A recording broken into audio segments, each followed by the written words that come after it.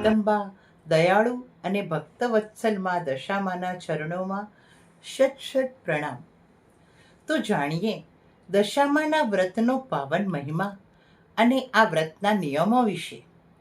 અષાઢ વદ અમાસથી શરૂ થતું આ વ્રત શ્રાવણ સુદ નોમ દશમ સુધી 10 દિવસ ચાલે છે. જે ભક્તો સાચા મનથી આ વ્રત કરે છે, માં તેમની દરેક મનોકામનાઓ પૂર્ણ કરે છે.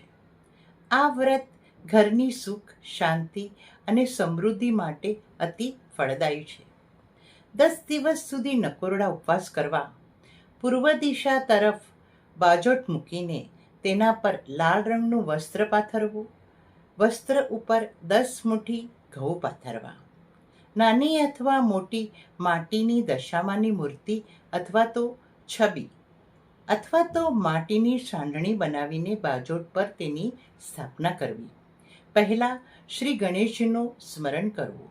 ઘણા લોકો ગણપતિની મૂર્તિ પણ સ્થાપિત કરે છે. માતાજીને ચુંદડી ઓઢાડી હાર પહેરાવવો, કંકુનો ચાંદલો કરવો, ચોખા ચોંટાડવા અને બાજુમાં કળશની સ્થાપના કરવી. આ કળશની અંદર શુદ્ધ જળ, એક સોપારી, સિક્કો નાખવા અને આસોપાલવના 5 પાન મૂકીને તેની વચ્ચે શ્રીફળ મૂકીને તેની સ્થાપના કરવી. લાલ રંગનો 10 તારનો સૂતરનો દોરો લઈને તેમાં 10 ગાંઠો વાળવી અને આ દોરાને માતાજીના ચરણોમાં કંકુ, અક્ષત અને અબીલ ગુલાલ સાથે અર્પણ કરવો. ભારપૂર્વક દશામાના વ્રતની કથા સાંભળવી અને કથા પૂર્ણ થયા પછી માતાજીની આરતી કરવી અને પ્રસાદ ધરાવવો.